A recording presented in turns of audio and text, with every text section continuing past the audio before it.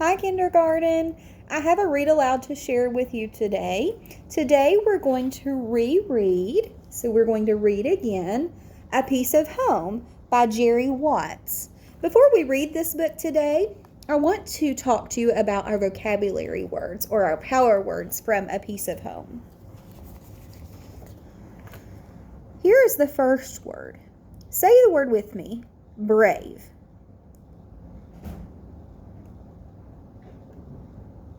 Someone who is brave is not scared to do something. The brave boy is ready to get a shot from the doctor.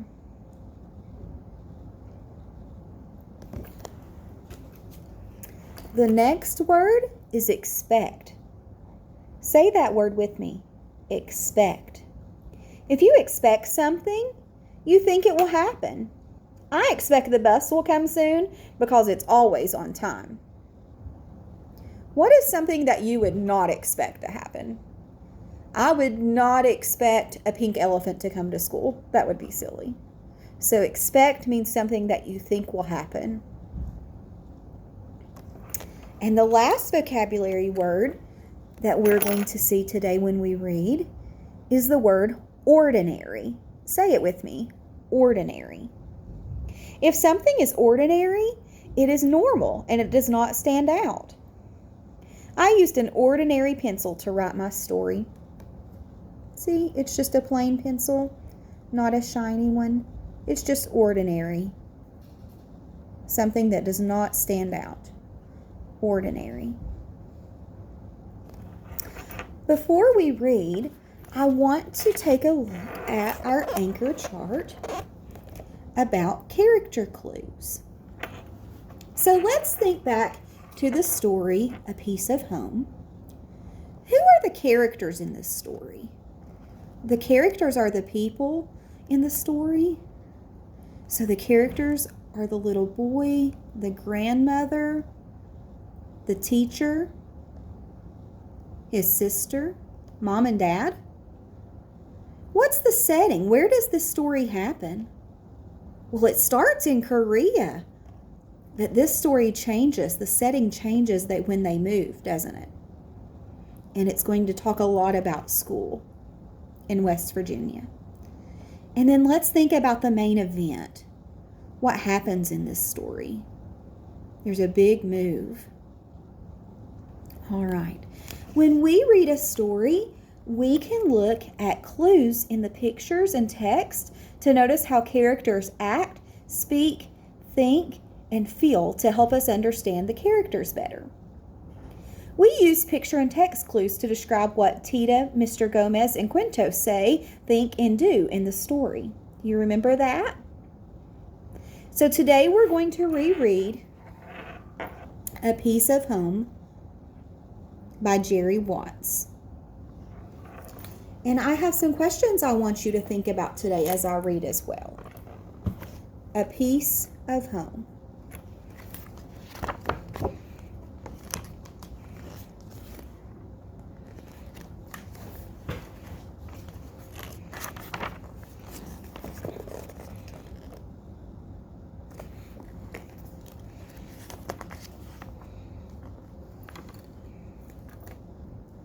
In Korea, my grandmother was a wise and wonderful teacher. When students bowed, she held her shoulders erect, but her eyes sparkled.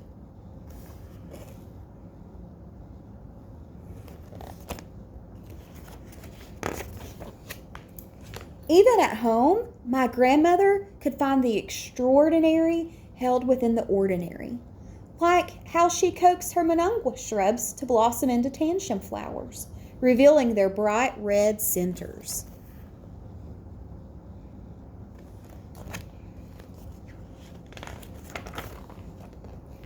In Korea, I was ordinary.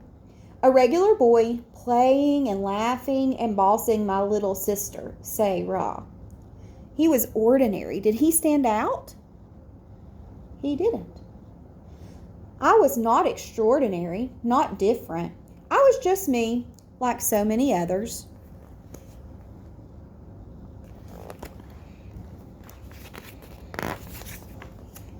In Korea, My father, who always did the right thing, who always did what was expected, surprised us all. He accepted a position at a law school in West Virginia. Who would expect West Virginia? He laughed, and so did my mother. I did not. So what do you see in the pictures or here in the text that tells you how June feels about moving to West Virginia? How does everyone else in his family feel about moving?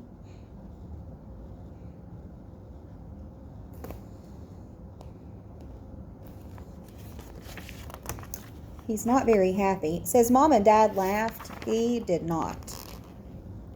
In swift movements and rapid time, I found my world packed into 3 boxes and 1 suitcase.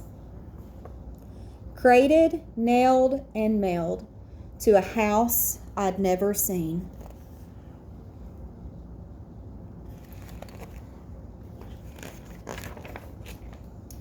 In West Virginia, my grandmother stays at home, and she does not hold her shoulders erect, and her eyes don't gleam, not at all.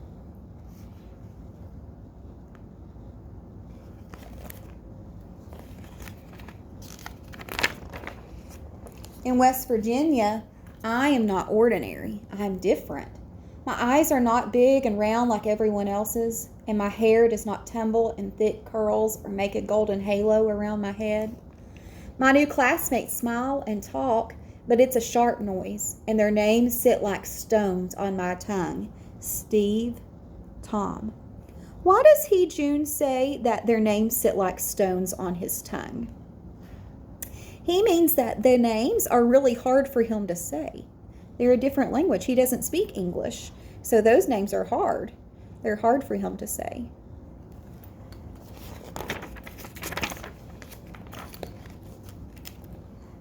Here there are mountains, like in Korea, but the sky seems smaller and darker. I miss the lights of our city. The dark here is so black. At night, I touch my eyes to make sure they're open. But when the pale moon is full and round, it looks like my face, and a little like the face of the woman who is now my teacher.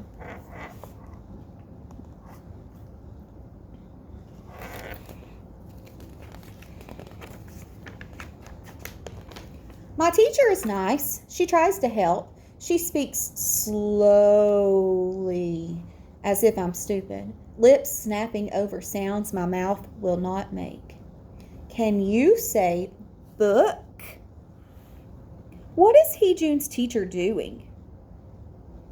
She's trying to help him, and she's trying to show him how to say the words very slowly, thinking that if he says the words very slowly, that will help him be able to say them. I try to say, I don't want to be here. You see his speech bubble? That's the translation. I don't want to be here. She nods a lot and smiles, but she knows that I do not understand, and I know that she does not understand.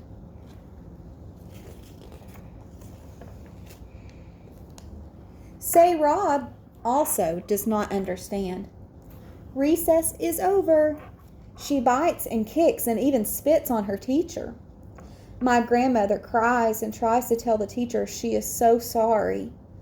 And then my father talks to the school in his flawless English. It is decided that my grandmother will go to school with my sister to give her a bit of ordinary. She's having a hard time adjusting. So the text says grandmother will go to school with Sarah to give her a little bit of ordinary. What does this mean?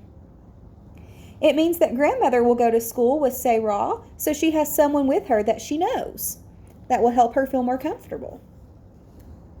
But I have no help.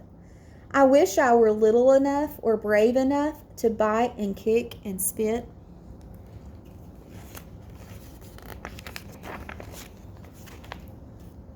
Days become weeks and weeks become months. I learn bathroom and please. I'm surprised that I can form words that make their meaning clear, though they still feel like stones, heavy in my mouth. They work though. Play with me like in Korea. Pass it back, like in Korea. Let's throw it at the girls. Okay.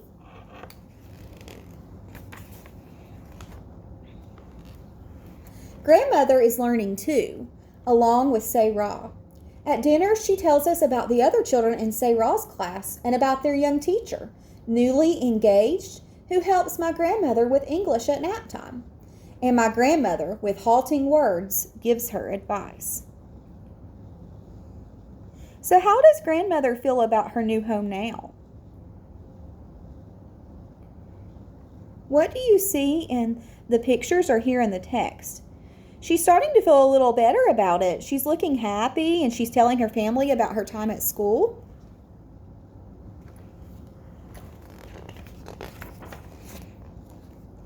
One day, Steve says, "Hey, June, come over. My first visit to a friend." In his yard, I discover a red-centered blossom. "Manangwa," I say. "Rose of Sharon," Steve says. "It's Manangwa." In Korea, I say. "It's Rose of Sharon here," Steve says. What did they find? What do you think that makes them think of? When I leave, Steve's mother gives me Manangwa blossoms and a tender shoot to take home. "A piece of heaven," grandmother says, "a piece of home." Here it's called Rose of Sharon, a piece of home. What does she mean by that, a piece of home?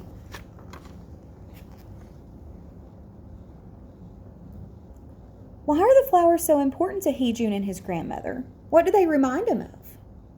The flowers remind them of their old home in Korea, and now they're going to have them in their new home. My grandmother plants the shoot, and at the end of the summer, she takes one of the Manangwa blossoms and sews it into the wedding dress of her teacher friend, like our family does in Korea. And I can say, "Steve, come over," like a bubble on my tongue. So it's easy for him to say now. And that is ordinary in our new home.